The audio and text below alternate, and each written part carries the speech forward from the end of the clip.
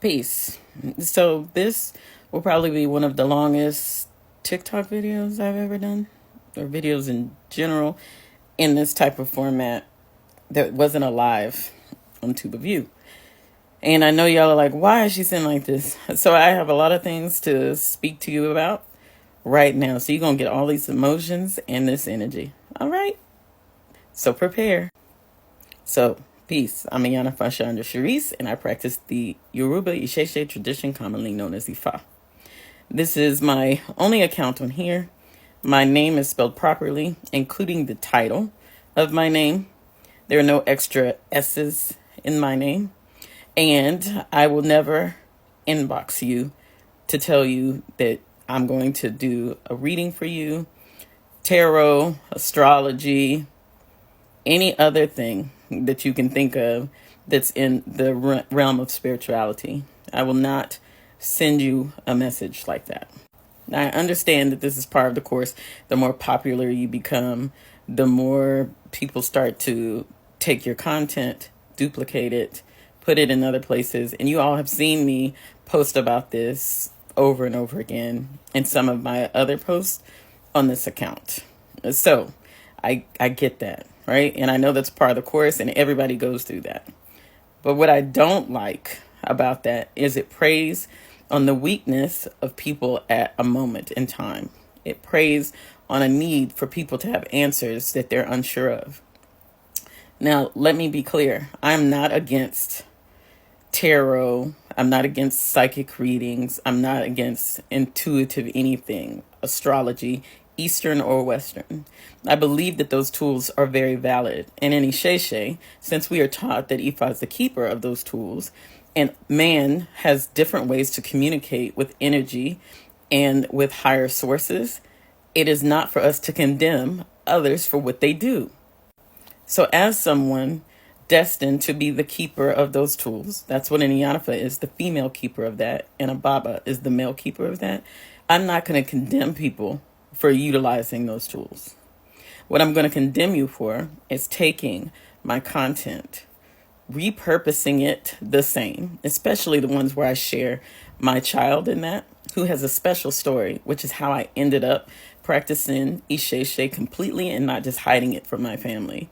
To utilize that and the things, even so much as when I put up that someone was out here pretending to be me, you even took those warnings, and to use it to manipulate people in order for them to think that it's me, that's crazy. And then what's even more crazy is the lack of common sense to turn around and then go to people who follow me. Now, you don't think those people that follow haven't paid attention enough to anything that I've said? That doesn't make any sense to me. So you utilize the content because you don't have what it takes to be able to gather people in a proper fashion to drive business to you. Now, that's the other thing that pisses. I did not get into practicing Isheshe for business gains. Okay?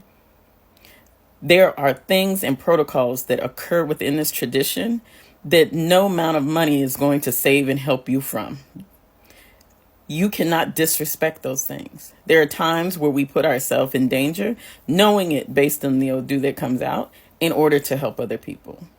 So I don't play around. That's like me walking around pretending to be a Catholic priest and be disrespectful in that way. You may not respect our tradition the way we respect it, and you may not respect it the way we respect others, no matter what they say, do, and how much they call us evil. But what you need to do is respect yourself enough to walk on the higher side of life and be a trustworthy person. Now, the people who have followed me long enough, they know that this gets under my skin because I speak about this when I talk about things to look out for, even from people who say they practice this tradition, that they're doing that lets you know that's not what they're doing, and they're doing this for the wrong reasons. Everybody wants to tout being an Ifa or Isheshe or some sort of African spirituality. As you know, I prefer tradition. Religion just makes you all comfortable. And they want to do that because they're like, oh, I can make money doing this. I can so-and-so. They see us on here and they assume that that's what we're doing. Everything has a price and a fee. And the fee, just like buying groceries, no disrespect to my tradition, but just like buying groceries, those fees change based on that. Okay? So, your job is your job. You still have to have a livelihood, yes. But you don't ever have to seek out anything that's destined for you. Money will come, even when you're not expecting it to. Help will come, even when you don't expect it to, because you're walking in what you're supposed to be doing. Okay? There's something that I'm trying to plan this summer that was very difficult for me, and help came for me financially from one of the people that is closer to me than most of you all that are watching here. And I didn't ask for it. They sent it because they said, I know that you're struggling to try to figure out how to do this. When we do the things that we're doing and we're trying to help other people, we're not doing it to make money. It's literally what I said. And because we're actually doing it to help people, all the blessings and all the I read from that is what the benefit is. Sometimes our benefit isn't even in a thank you. There are things that are done that nobody will know we ever did. Our benefit is in seeing that person prosper and get the peace that they need and the understanding they need. Now, sometimes for some people, all of those answers don't come from Ifa in the way that we present it to them. So I never condemn you and say, don't go talk to a psychic. Don't go talk to a medium. Don't go talk to someone that's doing tarot. Don't get in a store. I never tell you that. There are some times where you're offered oils and et cetera, after you receive an Ifa divination and you get the Akoshe, right? Which is usually something spiritual prescribed. It can be an object and or soap from us. And you're still paying for oils and stuff. And I tell you to pause. Don't spend your money on that. Watch and see how this works for you. Because we so want so many things, because we're looking for so many answers. But do you not realize that your life is nothing more than a long lesson for your soul to elevate? So maybe these people copying and doing these things and messing with my integrity on here by inboxing people and doing the things they're doing and trying to reflect to be me, which you will never be. Okay, so let's just get that out of there. You will never be me. How you get people to follow you and do whatever, that will never happen the way that it happened for me. What is for you and destined for you will come to you with ease, but it will not come to you without a whole bunch of trials and tribulations, let me tell you. And your faith will be tested every day, and your true belief in yourself and in other things seen and unseen to you will be tested every day. But what you will never be able to do is duplicate my story, my life, and how I got here. And that also means you can't duplicate how we help people. You will not be able to duplicate anything that I do to help people. So back what I was saying about psychic readings, et cetera, I don't have a problem with that. Nobody does. You can go tomorrow. You saw I did something here with Up Talk with Tracy. Granted, I can hear, see all those things. Cool. But sometimes you need someone to check you too, because you can't do it for yourself, right? Or you need it because no matter how well you are at one thing, people around you that are close to you, they're used to you being you, so they're not going to listen to you. They have to hear it from somebody else.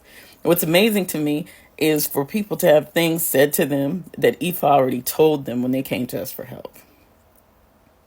So, y'all are getting the longest thing in the world because I am so agitated. And I do my best not to be. And I think I'm agitated because I'm disappointed. I'm disappointed in the individuals that feel that they don't know how to be themselves because they're in this to make money instead of to help people. Am I a perfect human being? No. Do I get upset and angry and cuss out people at times? Yes. However, the level in which I would do those things prior to initiation is totally different now. Do my feelings get hurt? Do I get disappointed that people that were close to me, they're all of a sudden not close and all these things going on? Yes. Do I sometimes want to choke some people? Allegedly. Okay.